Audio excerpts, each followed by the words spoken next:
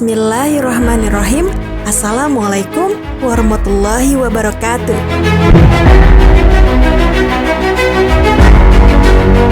Sahabat Muslim, Rasulullah SAW diutus oleh Allah Subhanahu wa Ta'ala sebagai seorang nabi untuk mendakwahkan ajaran agama Islam. Pada awal masa kenabiannya, Rasulullah melaksanakan dakwahnya secara sembunyi-sembunyi.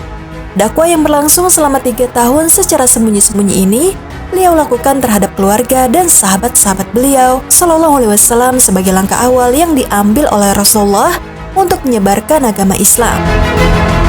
Lantas, bagaimanakah kisah perjuangan dakwah Rasulullah yang harus dilakukannya secara sembunyi-sembunyi selama 3 tahun di Mekah? Berikut kisah perjalanan hidup Rasulullah SAW. Simak terus video ini, namun sebelum lanjut ke videonya, silahkan tekan tombol subscribe dan tombol lonceng di bawah ini sebagai bentuk dukungan kalian agar channel ini tetap terus menyebarkan informasi seputar Islam. Dan terima kasih untuk yang sudah subscribe.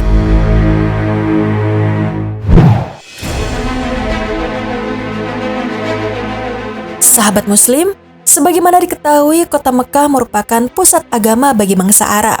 Di sana terdapat para pengabdi Ka'bah dan pengurus berhala, serta patung-patung yang dianggap suci oleh seluruh bangsa Arab. Sehingga untuk mencapai tujuan, yaitu melakukan perubahan di kota Mekah, akan lebih sulit dan sukar jika dibandingkan apabila hal tersebut jauh darinya. Karenanya, dakwah membutuhkan tekad baja yang tak mudah tergoyahkan oleh beruntunnya musibah dan bencana yang menimpa. Maka, adalah bijaksana dalam menghadapi hal itu, memulai dakwah secara sembunyi-sembunyi agar penduduk Mekah tidak dikagetkan dengan hal yang bisa saja memancing emosi mereka. Hal pertama yang dilakukan oleh Rasulullah SAW adalah menawarkan Islam kepada orang-orang yang hubungannya dekat dengan beliau SAW, seperti keluarga serta sahabat-sahabat karib beliau. Mereka semua didakwahi oleh Rasulullah untuk memeluk Islam. Beliau juga mendakwahi setiap orang yang memiliki sifat baik dari mereka yang beliau kenal dan mereka yang sudah mengenal beliau. Rasulullah SAW mengenal mereka sebagai orang-orang yang mencintai Allah dan kebaikan. Sedang mereka yang mengenal beliau SAW sebagai sosok yang selalu menjunjung tinggi nilai kejujuran dan kesolihan. Hasilnya, banyak di antara mereka yang tidak sedikit pun ragu terhadap kebesaran jiwa Rasulullah dan kebenaran berita yang dibawanya. Dalam sejarah Islam, mereka dikenal sebagai as-sabiqun al-awwalun, atau orang-orang yang paling dahulu dan pertama masuk Islam.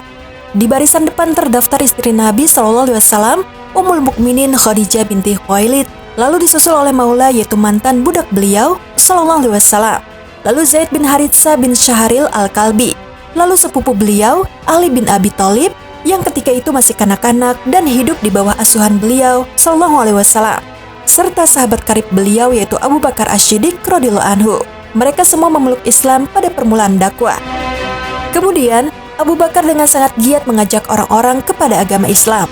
Beliau merupakan sosok laki-laki yang lembut dan berbudi luhur serta sangat suka dalam melakukan kebaikan-kebaikan.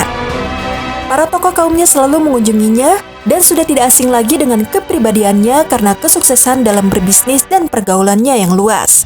Abu Bakar terus berdakwah kepada orang-orang dari kaumnya yang dia percayai dan selalu berinteraksi dan bermajlis dengannya. Berkat hal itu, maka masuk Islamlah Utsman bin Affan al-Umawi, Az-Zubair bin al-Awam al-Asadi, Abdurrahman bin Auf az-Zuhri, Sa'ad bin Abi Waqqas az-Zuhri, dan Tolha bin Ubaidillah at-Taimi.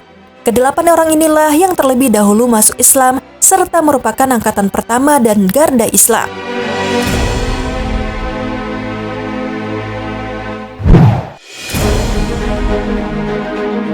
Di antara orang-orang pertama lainnya yang masuk Islam adalah Bilal bin Rabah al-Habasyi, kemudian diikuti oleh Amin atau kepercayaan umat ini, Abu Ubaidah.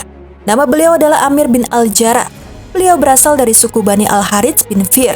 Selanjutnya menyusul keduanya Abu Salamah bin Abdul Asad, Al-Arqam bin Abil Arqam, keduanya berasal dari suku Makhzum. Utsman bin Makhzum dan kedua saudaranya, Udamah dan Abdullah.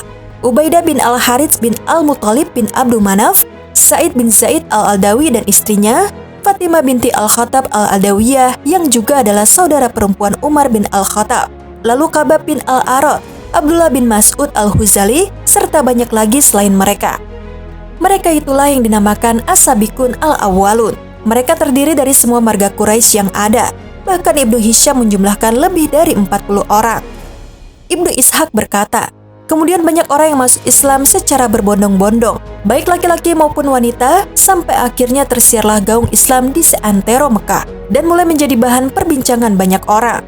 Mereka semua masuk Islam secara sembunyi-sembunyi, dan cara yang sama pun dilakukan oleh Rasulullah dalam pertemuan dan pengarahan agama yang beliau berikan.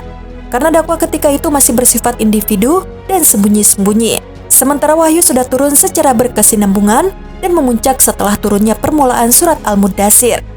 Ayat-ayat dan penggalan-penggalan surat yang turun pada fase ini merupakan ayat-ayat pendek yang berakhiran indah dan kokoh, berintonasi menyejukkan dan memikat, tertata bersama suasana yang begitu lembut dan halus. Ayat-ayat tersebut berbicara tentang memperbaiki penyucian diri, mencela pengotorannya dengan gemerlap duniawi, serta melukiskan surga dan neraka dengan begitu jelas, seakan-akan terlihat di depan mata, di samping menggiring kaum mukminin ke dalam suasana yang lain dari kondisi komunitas sosial kala itu. Meskipun dakwah pada tahapan ini dilakukan secara sembunyi-sembunyi dan bersifat individu, namun akhirnya perihal beritanya sampai juga ke telinga kaum Quraisy. Hanya saja, mereka belum mempersalahkan karena Rasulullah tidak pernah menyinggung agama mereka ataupun Tuhan-Tuhan mereka. 3 tahun berlalu, sementara dakwah masih berjalan secara sembunyi-sembunyi dan individu. Dalam tempo waktu ini, terbentuklah suatu kelompok kaum mukminin yang dibangun atas fondasi ukhuwah atau persaudaraan dan ta'awun atau solidaritas, serta penyampaian risalah dan pemantapan posisinya. Kemudian turunlah wahyu yang menugaskan Rasulullah Shallallahu Alaihi Wasallam agar menyampaikan dakwah kepada kaumnya secara terang-terangan atau jahiriyah dan menentang kebatilan mereka serta menyerang berhala-berhala mereka.